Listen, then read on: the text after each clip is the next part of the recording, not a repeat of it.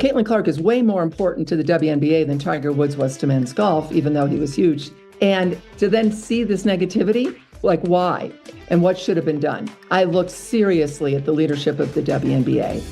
And how could you not be prepared for this moment? You've seen it happening in the Big Ten. You've seen it at Iowa. You see these TV. Brennan just exposed the WNBA in a major way. Guys, for this one here, we got to go all the way up to Indy. Is filling in for Mace. I've been looking forward to this all week. Christine Brennan is one of the best sports writers in the country, has been for a long time. The WNBA just made a massive blunder that could cost them everything, and it involves Caitlyn Clark, their biggest superstar. Instead of embracing her, they've been secretly trying to tear her down. What's the real story behind their shocking treatment of Clark? Stick around, because what we're about to reveal will blow your mind. What she had to say in this book was going to shake the ground of the WNBA. She's been around for a very long time, and she knows the inner and outer workings of this league.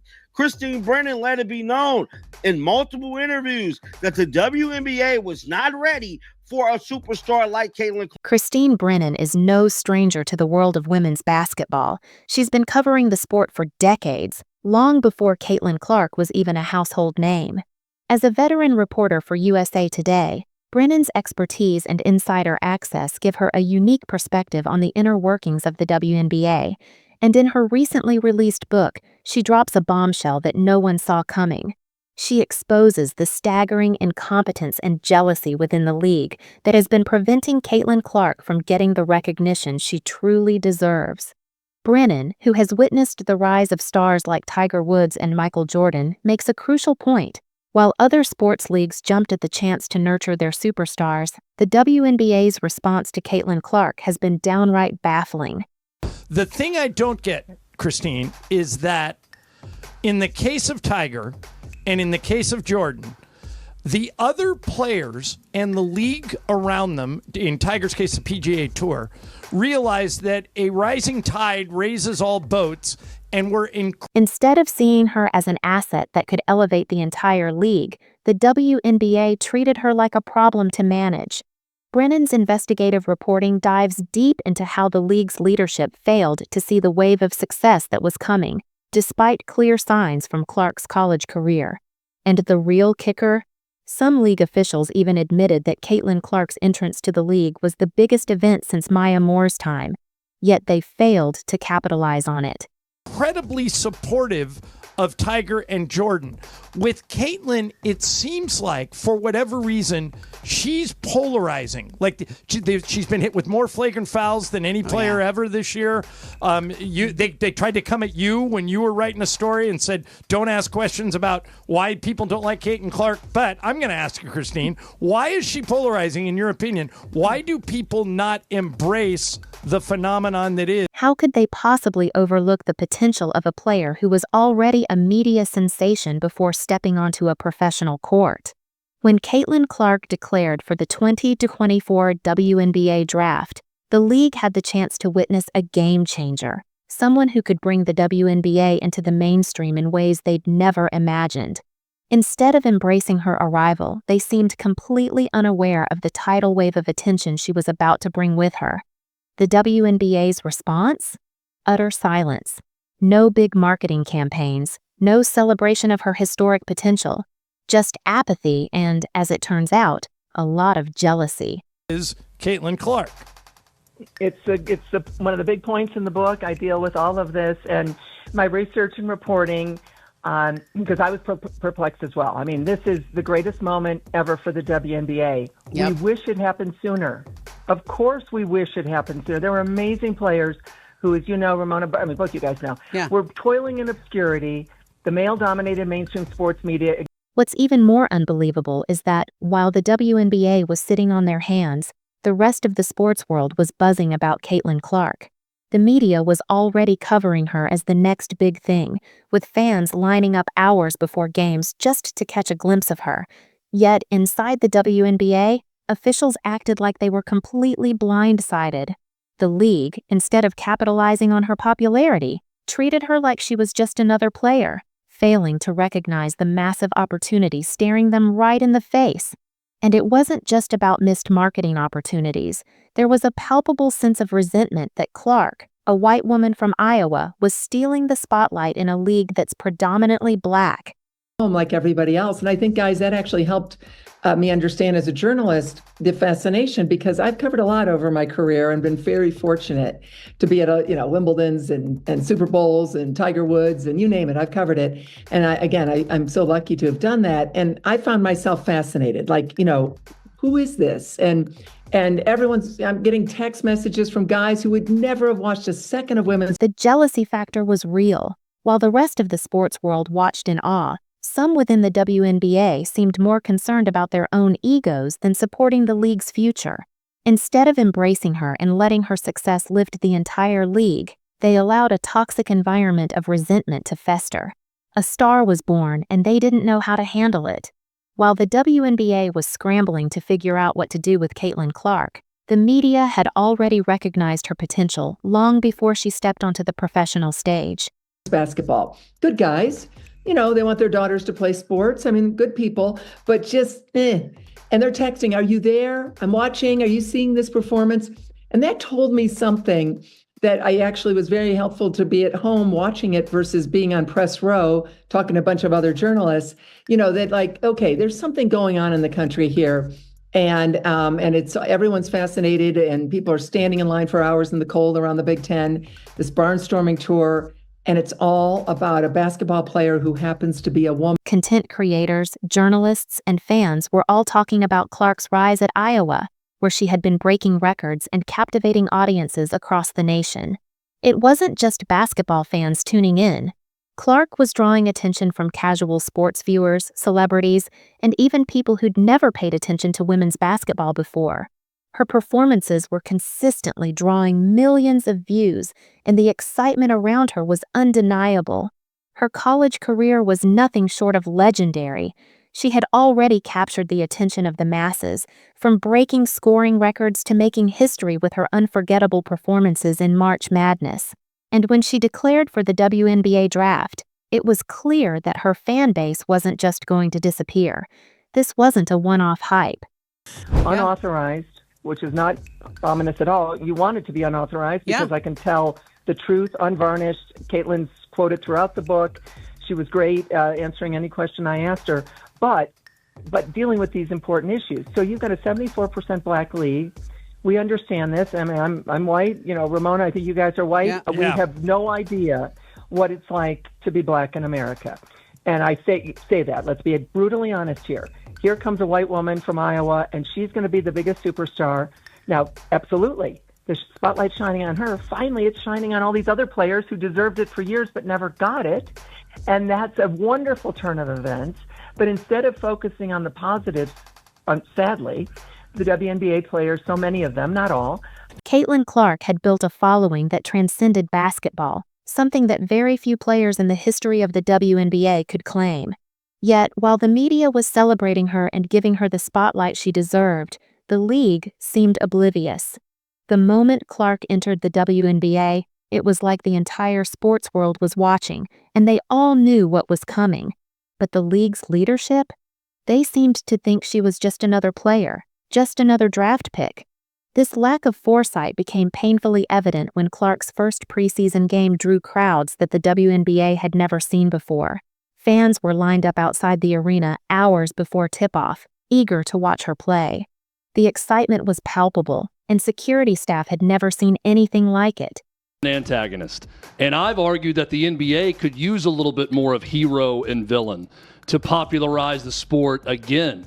The WNBA does not need that, because for a lot of America, Caitlyn Clark is the hero. And anyone that comes to Caitlyn Clark's defense is a hero. And everyone that flagrantly fouls her, speaks poorly of her, acts like she's not great, is the villain, and then vice versa on that. How big of a part of the story is that when you look at the conflict surrounding Caitlyn Clark? We got grown men on talking head shows wanting to fight each other over. Instead of embracing this unprecedented buzz and using it to propel the league into the spotlight, the WNBA seemed to be caught off guard by the attention.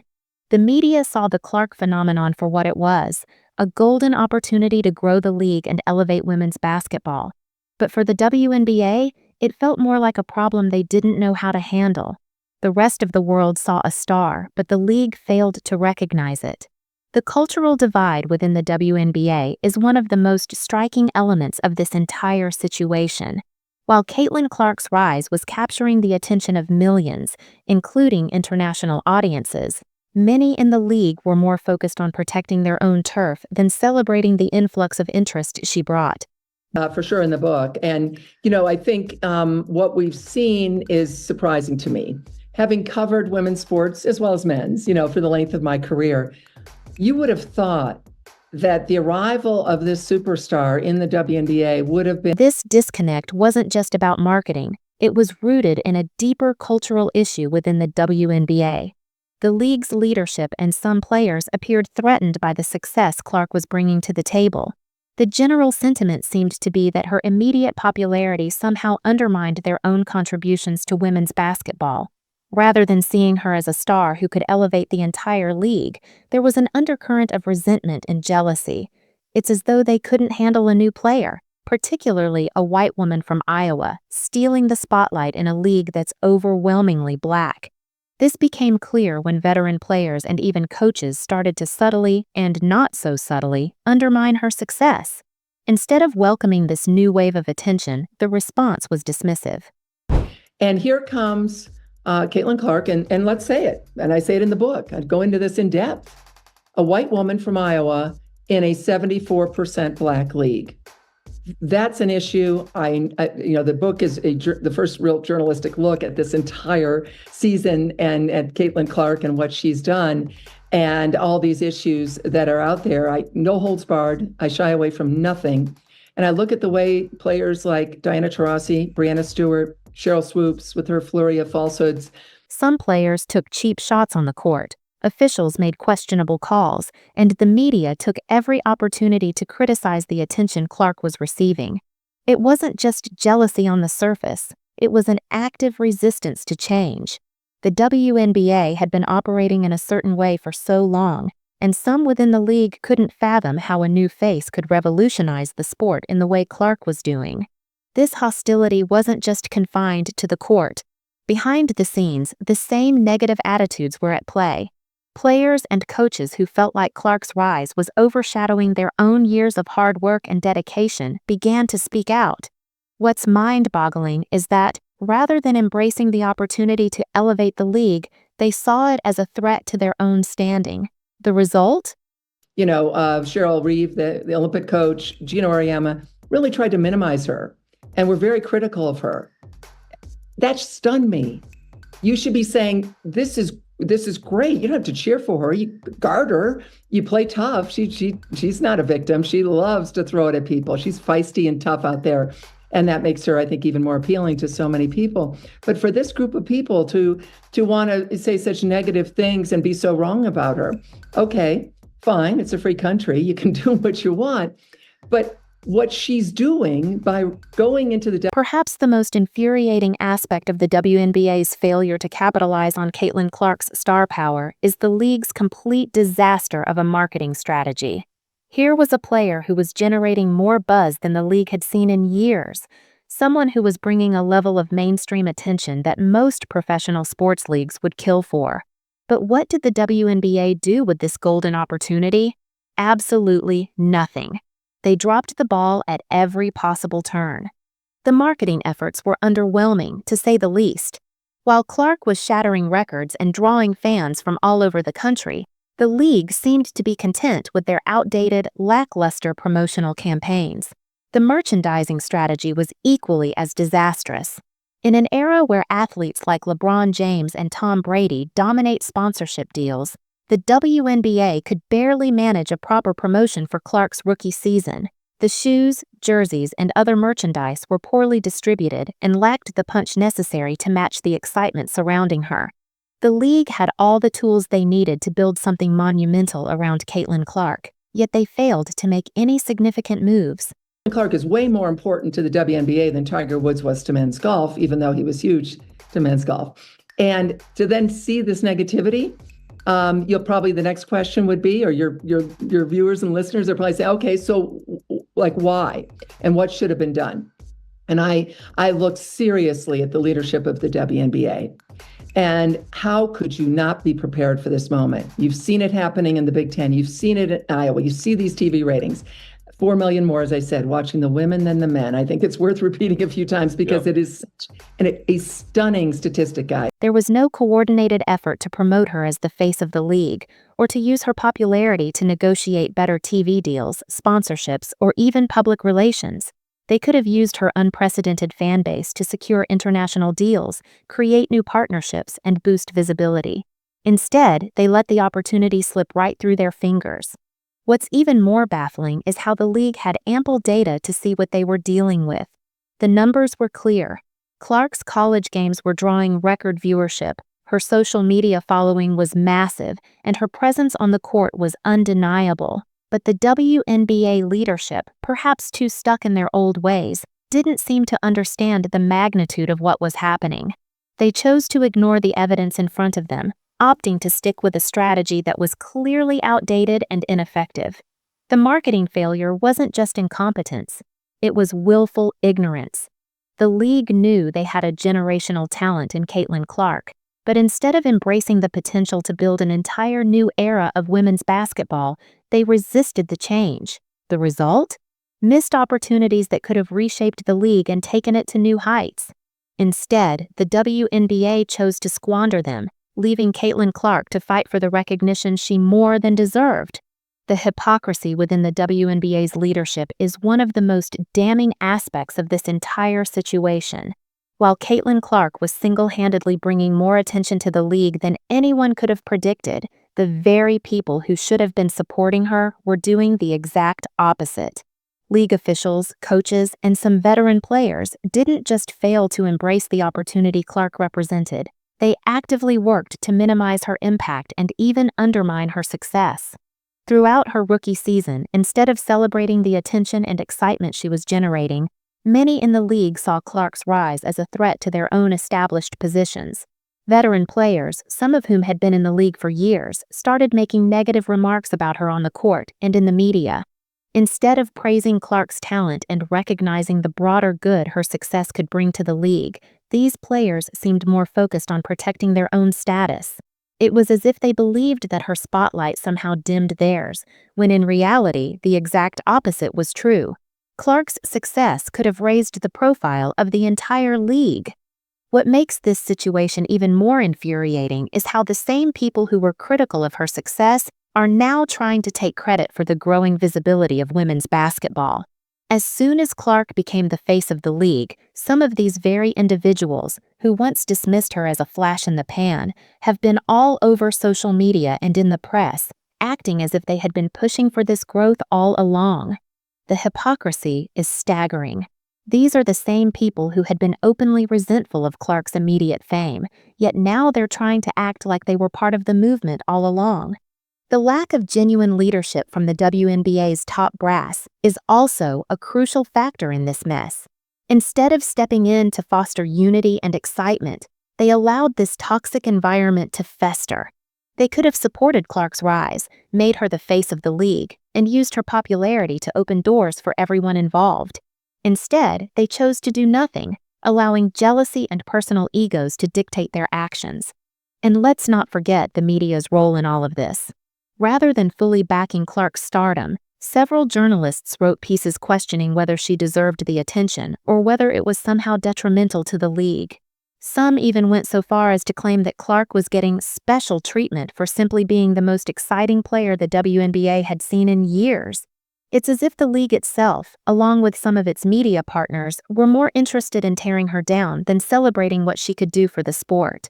This type of hypocrisy is exactly why the WNBA continues to struggle to gain mainstream recognition.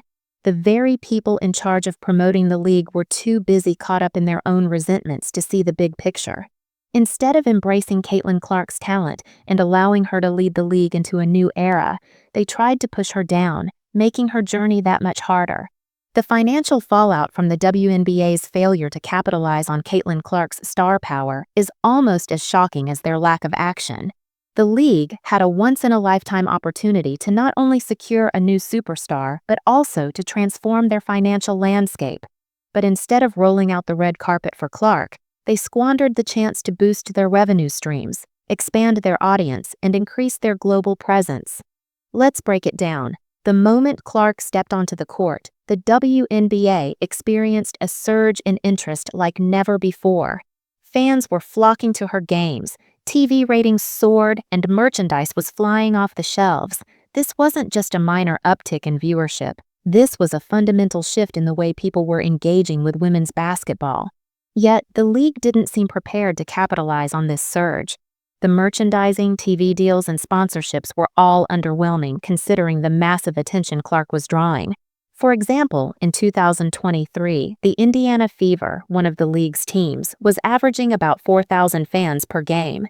To put that into perspective, that's smaller than the average high school basketball crowd in Texas. But when Caitlyn Clark played, the energy was unlike anything the WNBA had seen in years. Fans were lining up hours before her games, with arenas packed to the brim. And yet, despite this surge in popularity, the league's leadership failed to see the financial opportunities in front of them. They had a superstar who was generating unprecedented interest, and instead of making the most of it, the WNBA seemed to take a back seat. The league had the power to negotiate better TV deals, secure more lucrative sponsorships, and use Clark's popularity to raise awareness for the entire league. Instead, they continued with business as usual, missing a golden chance to secure a bright future for the sport. The irony? This massive missed opportunity translated into a loss of revenue for everyone involved, from players to coaches to league officials. While Caitlyn Clark's success was creating excitement across the country, the financial implications for the league were largely ignored. What makes it worse is that this wasn't just a missed opportunity, it was a deliberate oversight. The data was there, the evidence was there, and the fan engagement was there. All the pieces were in place for the WNBA to thrive, yet they chose to stay stuck in their old ways, failing to act on the momentum Clark had created. Instead of positioning the league for growth, they allowed it to remain stagnant, leaving millions of potential dollars on the table.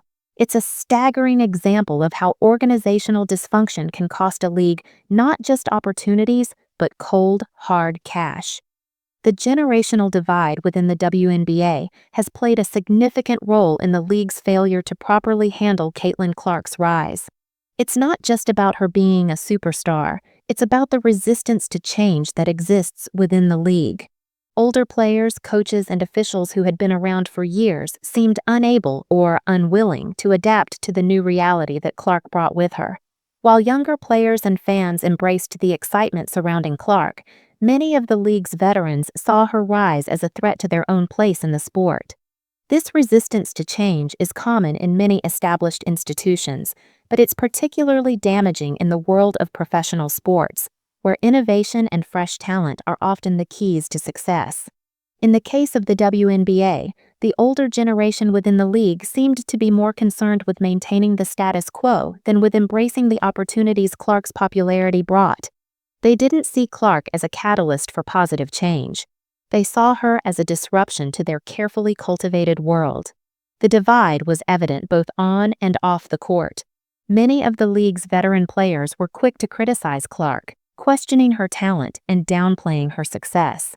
Coaches and officials who should have been advocating for the league's future were instead stifling it, holding on to outdated ways of thinking about women's basketball. And while the younger generation of players and fans celebrated the new era Clark represented, the old guard continued to dig in their heels, resistant to the possibility that women's basketball could reach mainstream heights. This generational gap isn't just about personality differences, it's about vision. The older generation didn't understand how to harness the potential of a player like Clark, nor did they seem willing to try. It represented a future where women's sports could be celebrated on the same level as men's, where young fans could look up to stars like Clark and dream of a future in professional sports.